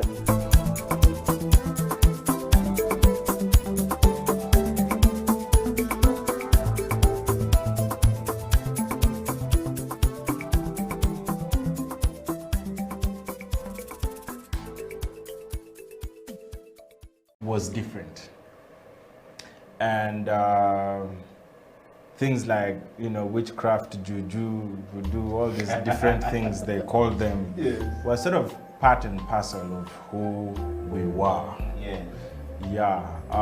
So there are many angles and schools of thought about it generally, but it has ended up affecting us in many ways. Important to note though, it doesn't only affect Africans and doesn't only affect African families. On the contrary. So you say the white magic is better. They say white magic is better than the black magic. White magic, black magic, it's all magic. Yes. Asian And I mean, have you ever seen any African books on witchcraft? Well, maybe because we don't write. But the point is, it's everywhere. It's not just an African thing. Witchcraft is everywhere. Okay. And it has effects. Right. Patricia, Yep. you've had the question. Does witchcraft affect our families? And if yes, to what extent does it affect our families? Witchcraft affects our families. It shouldn't be a question. It should be a full stop with an exclamation mark for emphasis. Okay. It affects our families. And how do we actually know that this is witchcraft? Yes, as you say, divinity wasn't one of the things that we understood, but we had divinity in a way. We had our own divinity of understanding, but still the divinity that we had also had witchcraft against it. I don't know if that makes sense. Like, we had our own cultural, traditional way of worshipping and understanding, which could rhyme actually with what the white man brought, even if the white man brought us a white Jesus. We had our black Jesus. But even when we had our black Jesus, witchcraft was against our black Jesus. So when you look back traditionally backwards, you would understand that there existed that fight still in the back end. Yeah. So witchcraft, generation to generation, 7 generations in front, still following us through. Okay. Yeah. Well, this is the Family Talk Show, and you're hearing from us here in the studio where we're talking about the effect of witchcraft in our family. So I want to just give you a context to this discussion. And we had a long conversation trying to get the panelists yesterday, and Onyai Tudeke was saying, no, it's open-ended. We need to find a way of making this thing work and find a place to hold these things, because some of these things will need to have authority, and some of the people who have been affected by this thing. So a few years ago, we started the idea of the Family Talk Show. And this was born as a result of many of our families struggling with the situation in our families. You know, a family is involving a mother and father and children. Okay, and then children, you have grandfathers and grandmothers, and then uncles and aunties and nieces and cousins, and, you know, and everyone in there, including the dogs and goats and cows. Because Patricia here was talking very passionate about that. I don't understand how dogs, I don't understand the importance of dogs in the family. So those are our cousins. Onyai Tudeke has a new accusation in his house for my very precious Taleni. I'm still fearing to go to his house because I don't know how I'm going to deal with Taleni's new friend, because me and the dogs, we don't work. But that's our family. And in most cases, families have good and bad. We struggle with many things. So having gone through certain scenarios in my family where wealth was there, everything was there before I was born, I think in generation to come. And then during my time, I'm told that we had wealth, but I never saw it. You know, we sort of like lived in a perpetual way of poverty, of struggling here and there, because I believe my understanding of wealth is that it is there. When you need it, you have it. You want to buy a car, you go. You want to write this, you go. Which school you want to go to, you go to, as long as you're bright. But then it wasn't the case. So I started struggling with this thing, and as a young man, I was struggling with it. Not that I was the one practicing witchcraft, but I was wondering, why did our family get to that point of so much division? uncles are always living in fear of the other one.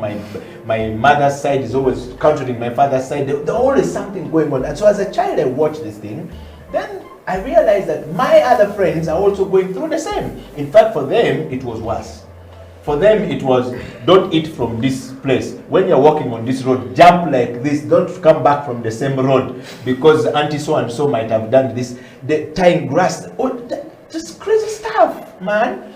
So I realized there was a lot of division in the family. When I talked to Pastor Joshua Mugabe, almost the same thing. We talked to Asa and Sekajolo, same thing. We know everybody. So we decided we're coming up with a family talk show to try like talk about these things. Not just witchcraft. There are many things that affect the family. So we started on the value system. Number one, we must have the value system in our families. And the value systems in our family is built on so many things. But we wanted to say, families that don't have values, how can they build values? Values define the way we act in the public, define the way we become successful in life, define the way we become serious people in life and the things we do. That said, we discussed a number of things under the context. And at some point, we got to a point when you get married to get a family and this, then people said, ha, so hold on. Some of us are at 40s and 50s. These were two ladies who brought it.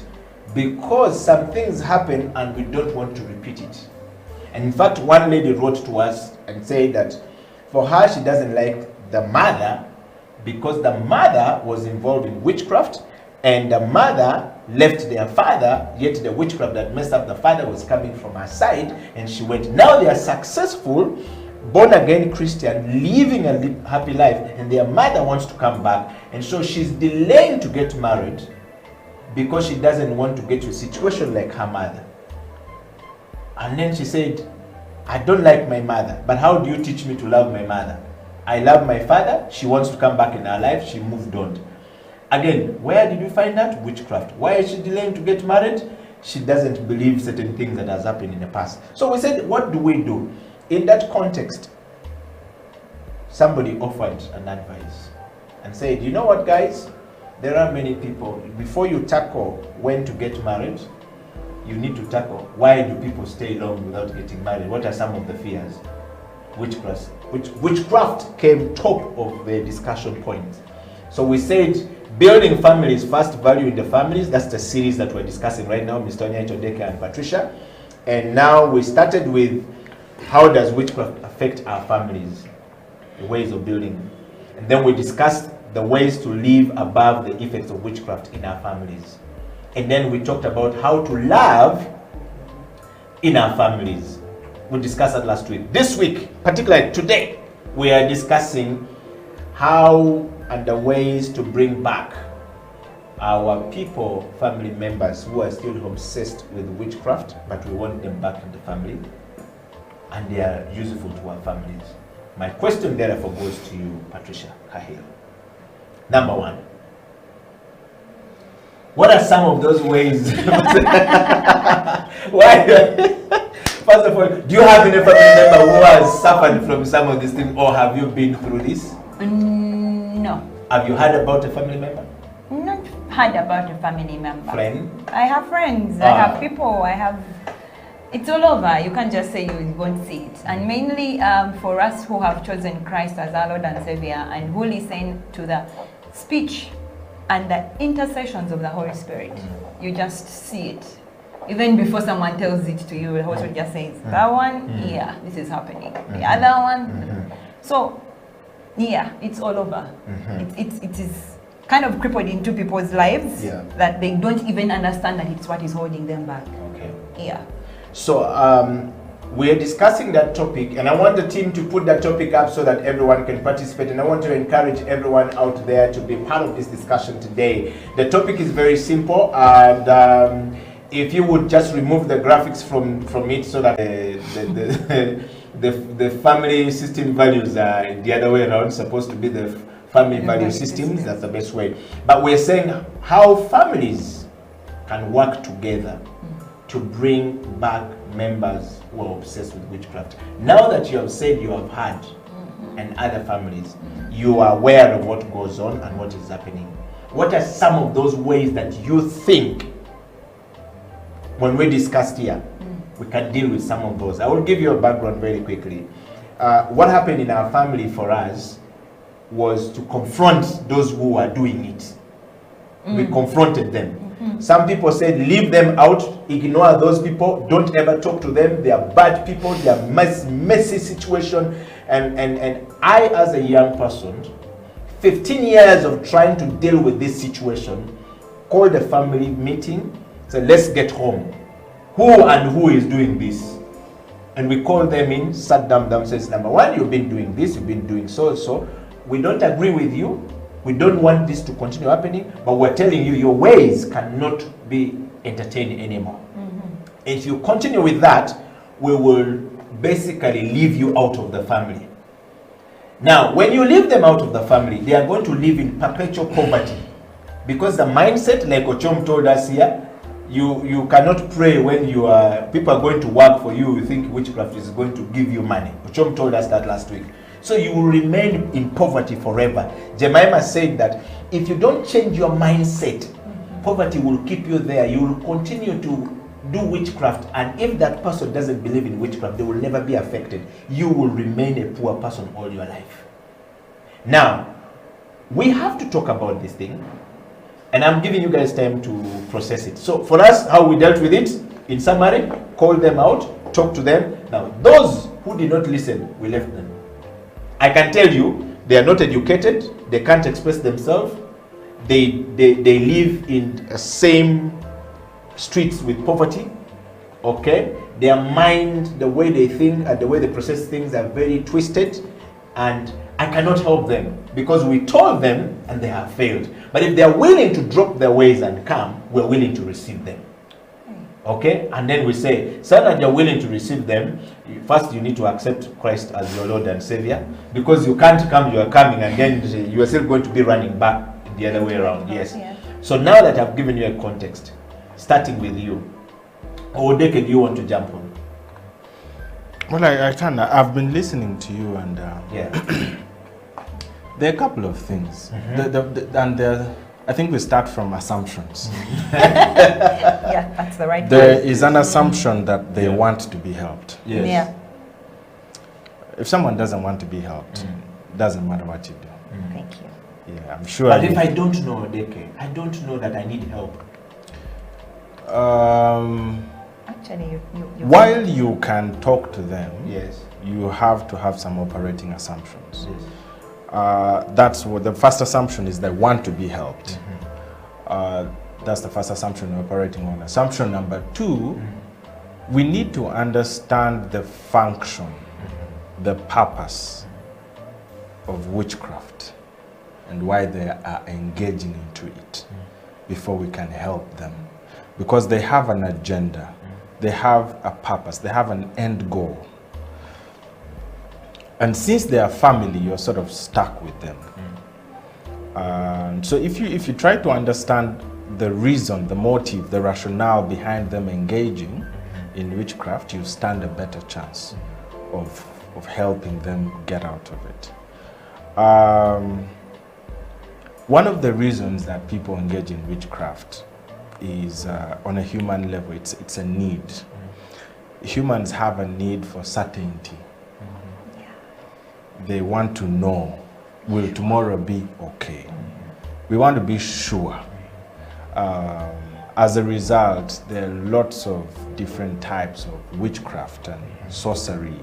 There are palm readers and fortune tellers, and all this kind of stuff. So witchcraft is broken down into so many things, including horoscopes. Yes. People who read horoscopes. How will my day be like? How will my month be like? All of that is an attempt. Serious? Horoscope? Yes. Yes, it's a big deal. It's also published in the papers every day. Yeah, I know. I've heard about it before. I didn't think it was that serious. It is. It is, but the question is, yes, who is the author of the horoscope? Because it's published in the paper. You guys are now being too scientific on this matter. No, but just no, actually, it's the real truth. There's something. When he mentions palm reading, yes, I accidentally went into palm reading without even knowing. And when the guy was reading I'm like, hold up a minute. Yeah. How do you know? Yes. who is feeding into you. Then I said, Holy Spirit, am I in the right place? He just said, pack and go. I just picked my things and walked away. Like, there are things we do naturally tending to think that they're actually not witchcraft, but they are. Horoscope is totally witchcraft to the beam. Wow. So sorry. Yes.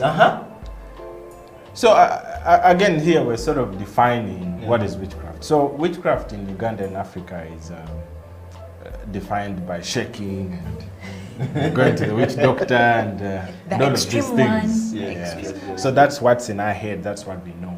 And since we are discussing about how to help those family members who are involved in that, correct, I was talking about why, because we want to understand why they do it. And I had mentioned the point about certainty. They want to know. Also, witchcraft, apart from knowing, has elements of, I don't have the right words, laziness. I call it ignorance. No. Or deliberate ignorance. But you want to shortcut a process. Thank you. It's not ignorant. So we're all working hard, okay? And you consult a sorcerer, a witch doctor, a wizard, or a fortune teller, whatever it is, and say, what are my fortunes? I want to do this business. Shall I succeed or not? Yeah, that's witchcraft. And then if they tell you maybe you're not going to succeed, it is so and so who's going to succeed in place of you, and then you want to go and remove what they're going to succeed. Yes, their success apparently. And then this person is aiding you affect someone else's success. Yes. Again, Odeka is waking up at 5 a.m. to go and work, and you want to think that the muscle development Odeka running on Saturday. Actually, also madness of the one is trying to affect you also waking up at 5 a.m. But not to go to work. Yes. No, but you're going to affect. Yes. For him, he's going to work. Yes. That is how it's done. So it's. But guys, do you see how, anyway, you are running every morning, Chief. You are telling us you're looking for shoes to run to build muscle. This guy is waking up at 5 a.m. to do something else, to get muscles because he wants to be like Odeka, and he thinks it is possible. Anyway, please continue. But you see, you've raised a valid point, which I hadn't even talked about or thought of. That if you can put the same amount of energy in waking up early and calling on the ancestors and shaking all these things, if we just diverted that same energy into thinking and then acting, you still have the same chances. So what they don't understand is the laws of the universe. Witchcraft or no witchcraft. When you go up there on top of the roof and you jump from up to down, gravity will work on you. Witchcraft or no witchcraft. So meaning, what does that tell us? It means that there are certain principles that have been established in the earth. That the earth rotates around an axis. Okay. That the sun is in a particular place and the moon is in a particular place and the earth is in a particular place and there are different planets and it's a constellation and galaxies. There is an order. So what these guys are trying to do is to disrupt that order. That one of the principles that have been set in the earth is that the principles of seed, time, and harvest. And it's not a biblical principle. It's a universal principle. That when you plant a seed, you don't eat the fruit the next day. 3-4 months. Exactly. And you have to tend to the fruit and then weed it and then hope for rain. So again, if you understand, so if you try to explain that, hey, I know you're participating in witchcraft because you want to shortcut processes, but look, if we just worked hard, we can achieve the same thing you want to achieve without us having to go through all of this shaking and whatnot and getting cobra skins and getting a leopard this. Some lizard, poor lizard is dying. You guys are laughing about human beings are being killed on those safaris. Yeah, that's a sad part though, yes. So maybe if I'm to get back to the point, no, but you've given us a good context to understand. We're talking about this on the Family Talk Show, and I think it's important for us to understand this. I actually like what you've said, because some of these things we're not looking at it that way, but you've given us a very huge context and a lot of rich stuff for those who are practicing witchcraft to think about it. All right, Odeka.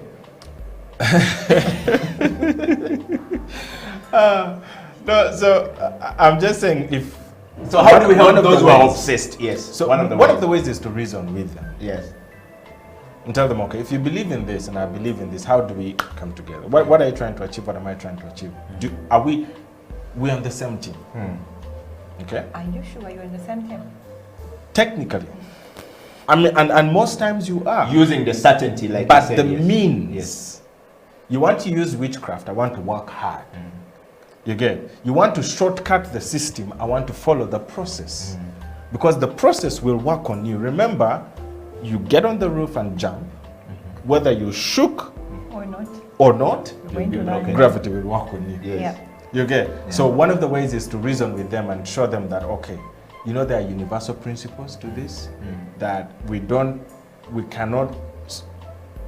have evidence or not on whether Bill Gates and Jeff Bezos shake. But if it's money you're looking for and you're shaking, clearly those guys have it and they didn't shake anything. And if they did, the probably shaking was working very hard, or whatever they do are doing work. Exactly. You as You get. working. And that is a far-fetched principle. I mean, a far-fetched example, but it's what people look at as one of the world's wealthiest people. So you can come back here to Uganda, and there are a lot of people who have worked hard and didn't have to shake anything, didn't have to pay any homage to different spirits and all of this kind of stuff to get to where they are. There's certain principles of just hard work. And there are principles of belief. There are certain universal principles. So we're trying to tell these people that, hey, the witchcraft you're doing it isn't necessary. You're trying to shortcut a process. Just understand processes and give them live examples like that. Like, imagine you were given onions and baking flour and cooking oil and all of these things, and instead of doing the work and kneading them into dough and trying to make some delicious maybe chapati or baking something, you want to wave around a wand, okay, and sort of the ingredients will begin to come together on their own, will fall in the frying pan. You see, it's process. It's process. Just do the work. Yes. I hope you guys are understanding when you're the man has broken this thing. I told you he's a superstar in this. I'm just saying we need to help them understand processes. Yes. But yeah, let me. Maybe the guy has failed. Let me just chip in there before Patricia comes. What if you gave me onions, everything, and just because I'm ignorant about not knowing how to put these things together to make the chapati, and I see Patricia doing it very nicely, and then every time I try it doesn't work like Patricia is doing. So the next thing I want to do is that instead of coming to Patricia to say, Patricia, look, Onyaito Deka has been giving me onions, baking flour, all these things, telling me to make a chapati because he's tired of me borrowing a chapati from him, and he's now giving me these ingredients to do mine. But I don't know how to do it, and so I'm ashamed of going to Odeka to say, teach me how to do it. Can you now show me? Instead of you coming to Patricia, you don't want to. You want to just go to Patricia and just, okay, not go to her. Say, if I cannot achieve this, I'll get it this minute. Isn't that a problem? How do you deal with a person who is not willing, knows the problem, ashamed of the process that he doesn't know, and is not willing to come just before Patricia comes in? Yes. If you summarize that, you've given everything and they are not doing it, but they are going to do witchcraft from somebody else because they don't have the ability to know how to knit the things together to fix it. You see the lengths to which you can go to help any individual. Okay. The problem with some of these things is they are personal. Yeah. I can talk to you, but I can't intervene on your behalf. Very true. It doesn't matter how much you love me as my brothers, my sisters, my parent. There are certain interventions that are personal. So up until the person gets it into their head that, oh God, I need to take personal action, I need to take personal responsibility. Up until that point, I think one of the most important things, maybe just to wind it up like you said, is for us who are believers is to pray for them, because there comes a point when you have spoken your head off. But again, there is a God somewhere, and that God made us, and he has our money, and he has a way with people. While he gave them choice, he could put pointers in their direction and say, you know, what you're doing is wrong. There's also this option. While we have choice, God can actually prompt us and guide us, you know. like when Moses went to Pharaoh. Yes. The Bible clearly says Yes. that God said, God didn't tell Moses, but it's written that Then God hardened the heart of Pharaoh. Yes. That means God has an ability as our creator for his own will and purposes to do certain things to prove a certain point. Yeah. So Pharaoh also learned the lesson. In fact, the lesson was hard because was a hard he lesson. was taken in the middle of the Red Sea, Yes. drowned all his best chariot and chariots and everything gone.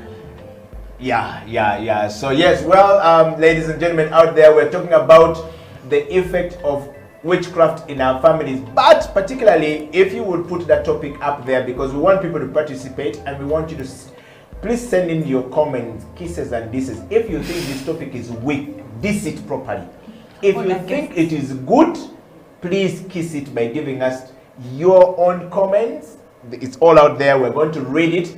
We're going to make sure you participate, but these things are real. You are there as a corporate man. Imagine you're a killer with your suit walking every day. There is some guy there who is busy taking the dust from your feet to the witch doctor to destroy you so that you don't wear that. And this is real, guys. This is real. So, but how do you love that? If you now find that that person is your cousin, is your cousin doing that, how do you love them? How do you bring them back to the family to teach them, because they become a problem to you? So we're going to just listen from Patricia before we go for a break. Yes, time for you to shoot. Kahil, yeah. You are just prompting my preaching side. Yes. Really. Yeah. So I'm going to take it now to the spiritual line. It's actually right there on the screen, yes. So, spiritually, there's a body, there's a soul, there's a spirit. All of these operate on a different realm. And in these realms, we also have to know that there is good, there is evil. But all the good and the evil springs power from one place. So it was God who created everything that he mentioned earlier. But then someone looked at God and said, "Nothing, sir. I am better than you. I'm going to become my own king." So he took out what he needed, and God was like, "But you are my son." "No, I'm no longer your son. I'm going to be fighting for the same seat that you're on." So we created the devil. The devil almost has the same power with God. The evil and good that we see springs from God, but the evil from a disobedient, self-centered, self-righteous, confused young, I would say young man if you're in family, young man, disobeying his father. And then he rallies other people. Because of his talents, because of his things that he knows, because of the power that he has consumed and understood about the realms and how they work, he can create. He can do a lot of things with that power. Now, let's bring it home. So we are in a family where a great-grandfather was enticed, or in his way looking for wealth and everything, he was introduced. He gets in, he grabs it. It's wealth, he teaches. The same way when we get born again, we get to go on the good side of God and everything, we teach. See, going back to values. So now there's a thread. 7 years down the road, 7 generations, there's a grandfather who knows, who taught just witchcraft. Spring your powers from the lake, go and fetch water from this tree, kill a goat from this grave, when so-and-so dies, you do this, so that this wealth can stay in a lineage. When on that side, on our side, we are saying, God, you give, you take. Whatever we believe, whatever we have is yours. We return it back to you. See, now, what I'm trying to show is, there's a brief set on both sides. They have an idea of actually what they're doing. But because there's a generation that did not get, like sometimes when you are in the Christian side and you're born in a born-again family, like I was, or like I am, you never get to know about witchcraft until you are old enough, getting married, friends, and then you're like, wait, they do what? Now, when the same thing happens on the other side, like, wait, there's a God who loves, who does not fight for things like we kill people for wealth. He just gives. That's the same thing that happens. So how do we redeem? First, Jesus just said it, preach my gospel, bring people to me, call them in, let them know how good the Father is, let them know the sacrifice I've made actually to destroy every other sacrifice that will come through. the ducks, the cows, all those other ones. Even the human beings, the normal human beings that they kill, cannot overtake what Christ gave. So that is the message that has to come through. Before you even go into understanding how they do it, you have to first bring in the brief set, revalue them and say, you know what, the value that you're looking into, the value that you're working with is not the right value because it sprung from this. You have to take it home to the ground that says the foundation of everything of this world is God. And because God is the foundation of everything, there was rebellion in heaven. There was a fight and someone, that devil, did this. So you are following this trend, which was not the original line. We need all of us to go back to the original line. And the original line is this. Yes, I understand your mother introduced you, your jaja did what, your grandfather did what, you had thought this is the best way. But it's not. Because some people actually do not know that it's not. Others are on this side, but because our God takes his time, in his right sense, because he's all knowing at whatever time I know I will give it to you, we tend to think, God delays, huh? But so and so said it will come tomorrow, so let me try. We have also to evaluate that and teach more. To believe the faith. What does the faith mean? What does it mean to just continuously be patient with God and God's word and what he said? What does it mean to just be faithful to what you asked and stay in the same line until it comes to you? Because the impatience that we have tends to dwell us. It draws you because I need the money today. Okay, you need the money today, but for what? We never actually have an answer for that. That immediate need that you're saying you need now that is going to make you fall off. Buy a car. Excuse me, why? Odeke is driving a 2016 Why? Let's continue. Subaru, my friend. You want to buy a Subaru. Why? Yes. Why? Because I want to feel to be like Odeke and also why do you walk want to in feel the like place Odeke? Are you Odeke? Because Odeke looks cool. Are you Odeke? No, I'm not Odeke, but Odeke look cool You see, with my friend. no, that is where the problem is. You don't know yourself, so you want to be like Odeke. So find yourself so that you know what you need. You get? Yes. People do not know themselves, so they try to imitate the other person, want what the other person has. But everyone has a destiny. We have a purpose.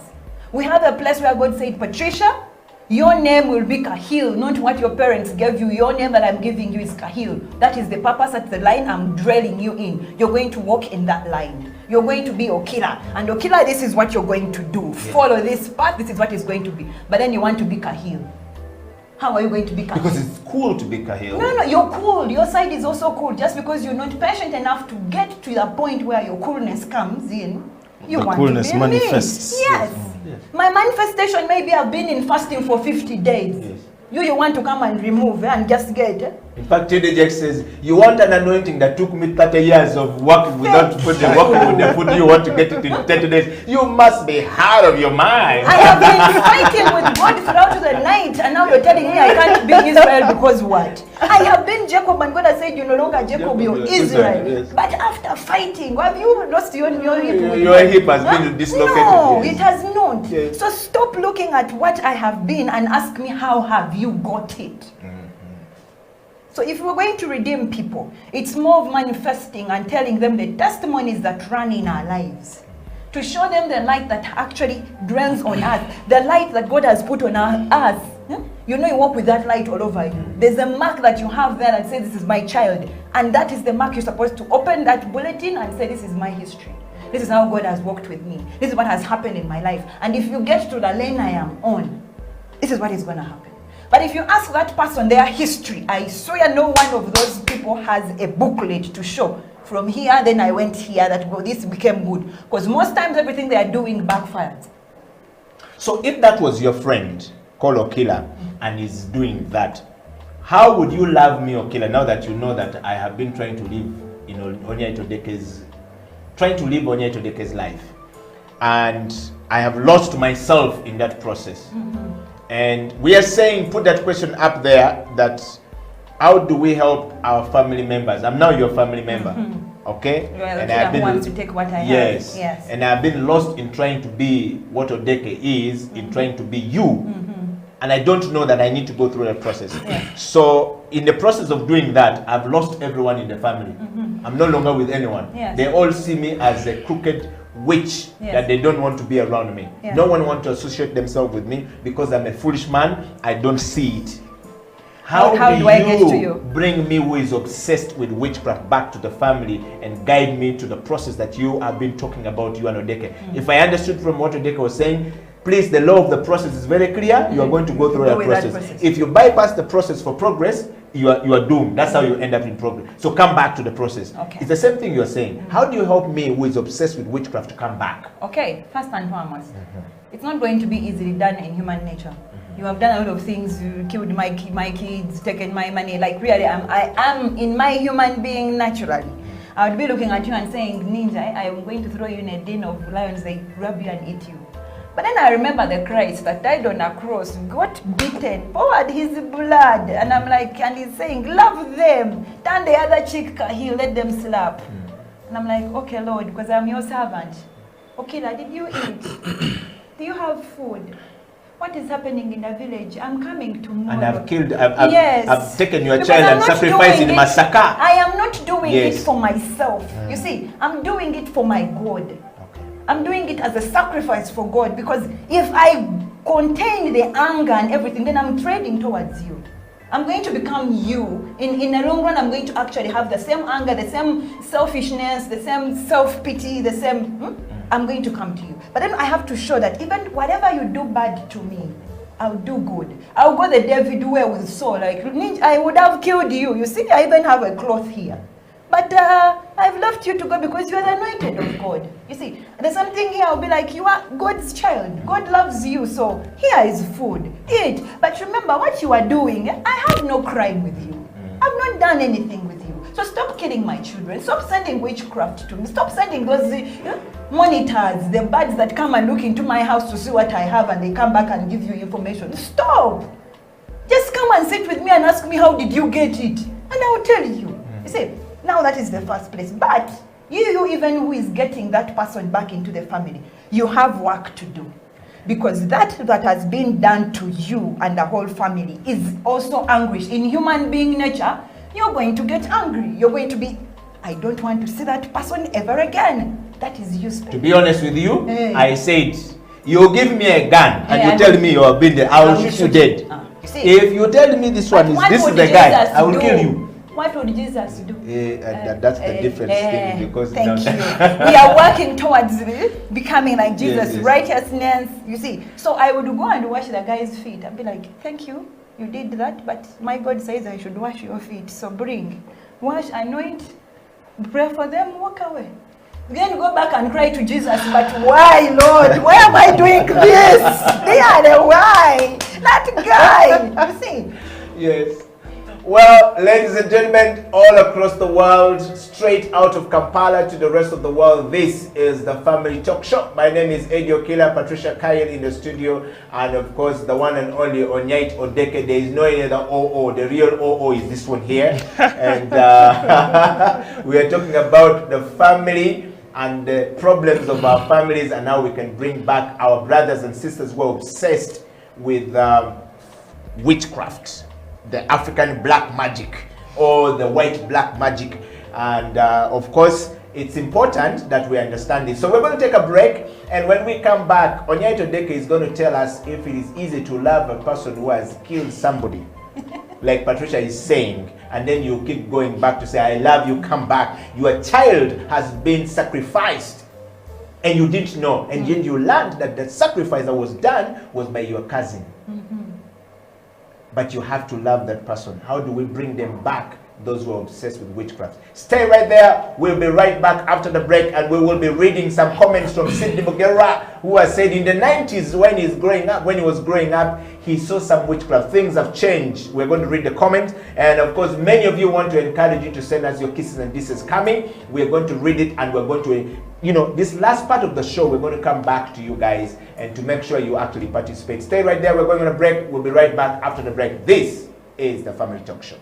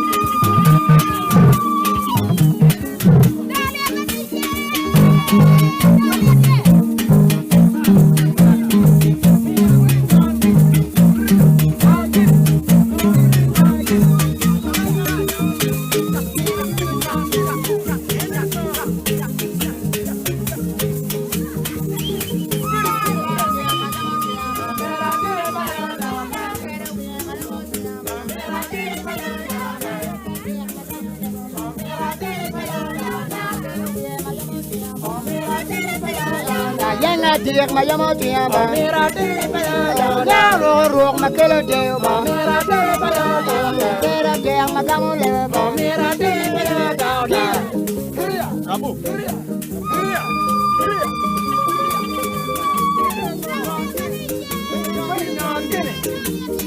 Nana get it, man, baby, Nana get it, Nana get it, oh, go, Nana get it. I will down every year, I will down every year, one wood, oh, yeah.